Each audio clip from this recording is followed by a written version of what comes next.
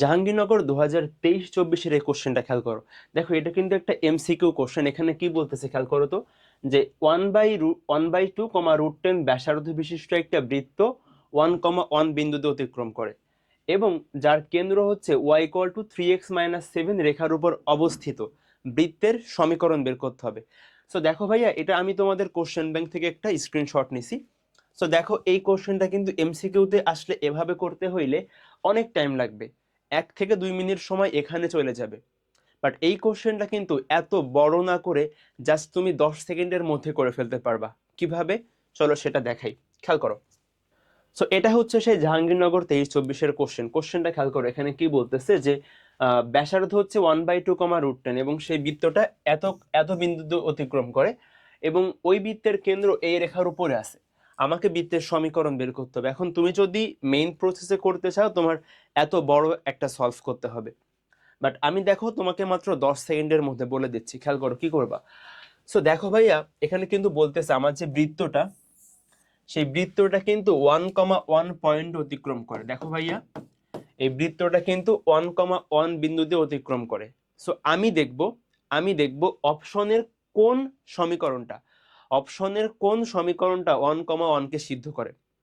দেখো এই বৃত্তটা যেহেতু 1,1 দিয়ে অতিক্রম করে, তার মানে হচ্ছে অবশ্যই 1,1 দিয়ে বৃত্তের সমীকরণটা সিদ্ধ হবে।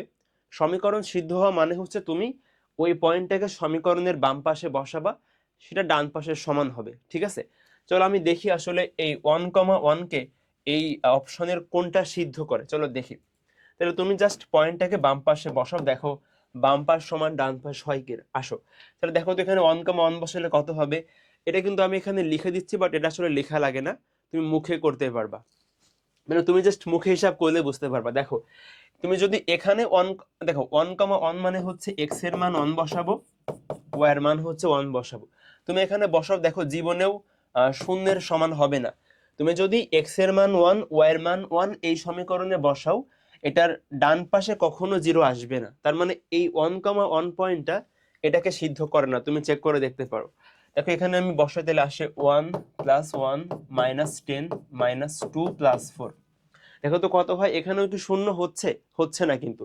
তাহলে এই সমীকরণটাও 1,1 কে সিদ্ধ করে না। এখন আসো সি নাম্বার, বসাও 1 + 1, এক্স এর মান 1, ওয়াই এর মান হচ্ছে 1।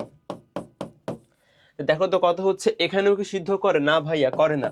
তাহলে এটাও হবে না। ডি নাম্বারে আসো, খেয়াল করো। তো 1 + 1 - 5 - 1 + 4। দেখো 4 আর 2 এ 6, 5 আর 1 এ 6, তো বিয়োগ করলে 0। তাহলে এটা অ্যান্সার। সো এটা করতে কিন্তু তোমার 10 থেকে 20 সেকেন্ড টাইম লাগবে। আমি তো এখানে তোমাকে লিখে দেখাইছি, বাট তুমি তো আসলে জাস্ট ওইটা দেখবা সিদ্ধ করতেছে কিনা, বিন্দুটা বসায় মুখে মুখে চেক করবা। ঠিক আছে, সো আমি এত বড় প্রসেস করব না। আমি এমসিকিউতে আসলে সরাসরি, এখানে যেহেতু বলছে বৃত্তটা 1,1 দিয়ে অতিক্রম করে, আমি দেখব অপশনের কোন সমীকরণটা 1,1 কে সিদ্ধ করে, ওইটা আমার অ্যান্সার। সো এখানে একমাত্র ডি নাম্বারটা সিদ্ধ করতেছে। অ্যান্সার হচ্ছে ডি নাম্বারটা। আশা করি সবাই এটা খুব ভালো করে বুঝতে পারছো। ওকে।